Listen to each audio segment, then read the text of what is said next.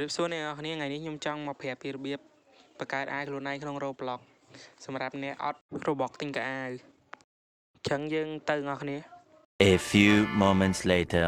យើងចូលមកកាន់ Chrome browser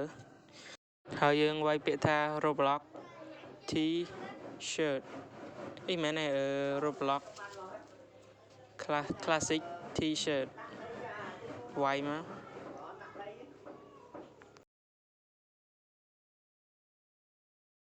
ពេលយើងចូលមកដល់កន្លែងហ្នឹងហើយយើងចូលកន្លែងមើលរូបថតយើងរកកៅអៅណាដែលយើងស្រឡាញ់ចូលចិត្តយើង download មកនេះកៅអៅនេះ download មួយមក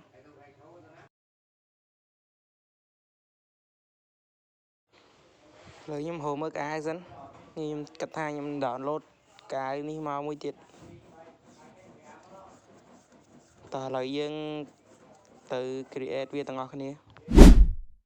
យើងចូលមក Roblox វិញមកហើយយើងចុចកន្លែង more 3 ហ្នឹងងាក more ហើយយើងអូសទៅក្រោមរកមើលកន្លែងគេដាក់ពាក្យថា create យើងចុចកន្លែងហ្នឹងមកបន្ទាប់ពីយើងចូលមកដល់កន្លែងនេះចាំវាតិចសិនទៅហើយយើងចុច 3 ទៀតកន្លែងចិត្តគេដាក់ពាក្យថា home ចុច 3 ហ្នឹងមកហើយរកពាក្យថា creation យើងចុចកន្លែងហ្នឹងមកហើយយើងក៏បានមកដល់កន្លែងនេះអូសមើលលើហ្នឹងនេះកន្លែងនេះហើយយើងរកពាក្យថា avatar item ចុះមកក្រោមមកយើងអូសហើយទៀតរកពាក្យថា classic ចុចអាហ្នឹងមកហើយយើងដាក់កន្លែងនេះដាក់ថា classic t-shirt បានហើយនេះសិតអាវខ្ញុំបង្កើតឥឡូវយើង upload អូសឡើងលើយើង upload កៅអៅដែលយើង download មក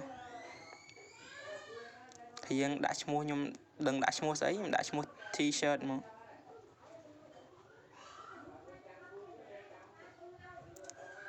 បានហើយយើង upload ឥឡូវយើងហើយមើលកៅអៅនេះបានហើយឥឡូវយើងចេញទៅមើលកៅអៅចុចកន្លែង custom មើលកៅអៅយើងបង្កើតមិញមក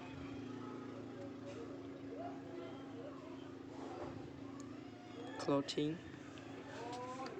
classic t-shirt នេះកៅអៅខ្ញុំបង្កើតមិញម៉ែមើលដាក់អត់មានស៊ីគ្នាមួយខ្លួននេះបានតិចលោកព្រះវីដេអូមានតែប៉ុណ្្នឹងទេបាយបាយ